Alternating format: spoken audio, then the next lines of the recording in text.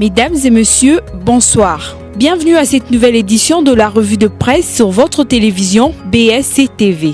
Du limogeage de Bruno Mavungu de ses fonctions de secrétaire général de l'UDPS, le phare en fait l'annonce et ajoute qu'il est remplacé par Kabound. Le journal considère que cette décision confirme la rumeur qui circulait déjà depuis les retours de Tshisekedi à Kinshasa. Parlant du nouveau secrétaire général, de son nom complet Jean-Marc Kabound à Kabound, le phare fait savoir qu'il n'est pas un parachuté car il exerçait jusqu'à sa nomination les fonctions de président de la fédération de la province du Haut-Lomami avec résidence à Kamina. Citant par ailleurs le milieu proche de la haute direction de l'UDPS, le journal affirme que l'ancien secrétaire général Mavungu était l'objet de contestations de la part de plusieurs structures de base en raison de sa tiédeur dans la gestion de ses actions à mener au nom du parti et du manque d'anticipation face aux événements. Sur la même information, Africa News parle de 4 radicaux que Tshisekedi a dressés après les limogeages de Mavungu. Parlant d'un avis des tempêtes à Pétunias, avenue Wabi Tshisekedi à Limité, les journaux citent les 4 radicaux qui sont le nouveau secrétaire général Jean-Marc Kabound et ses 3 adjoints Bruno Tshibala, Félix Tshisekedi et Valentin Moubake. Analysant cette mise en place, le journal estime que le Sphinx a entrepris de contrôler les partis en prévision. Tout semble indiquer de la confrontation avec le pouvoir et la facilitation. Ayant senti qu'il sera difficile d'obtenir les départs de Kodjo et de revenir sur sa position, il a jugé bon de lancer une équipe de combat menée par des quasi-fanatiques réputés durs. Forum de Zas traite du même sujet et titre « Confusion à l'UDPS, éjecté, Bruno Mavungu traite Félix Tshisekedi de corrompu ».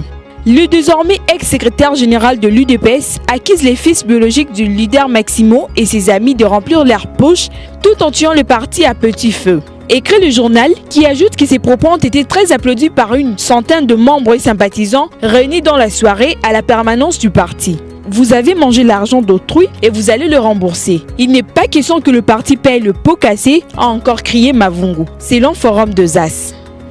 Dialogue et élection. La Prospérité fait un compte rendu de consultation mené par la Synco pour le dialogue et annonce que le jeu 7, la dynamique, l'UDPS et alliés, la majorité présidentielle ont été hier chez Marcel Outembi, actuel président de la Synco. Relevant que la plupart des partis et regroupements de l'opposition reçus hier appartiennent tous au rassemblement, les journaux citent Lisanga Bonganga qui a déclaré que ces plateformes ont été reçues séparément pour des raisons protocolaires.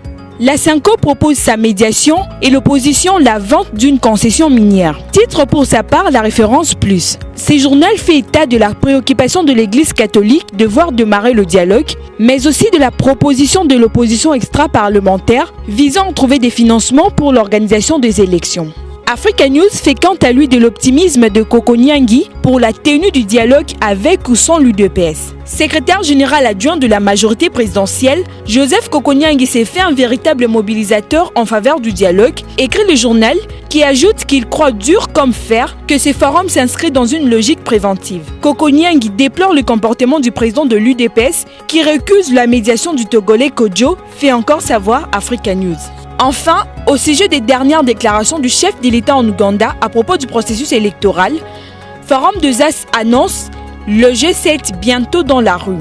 Le journal fait savoir que la plateforme chère à Mwando dénonce la stratégie du pouvoir de conditionner la publication du calendrier électoral par la fin de l'enrôlement. Cette plateforme l'a fait savoir au cours d'une adresse à la presse hier. C'est ici que nous mettons fin à cette revue de presse. Nous vous remercions de l'avoir suivi et vous fixons rendez-vous demain pour une nouvelle édition, toujours sur votre chaîne de télévision BSC TV.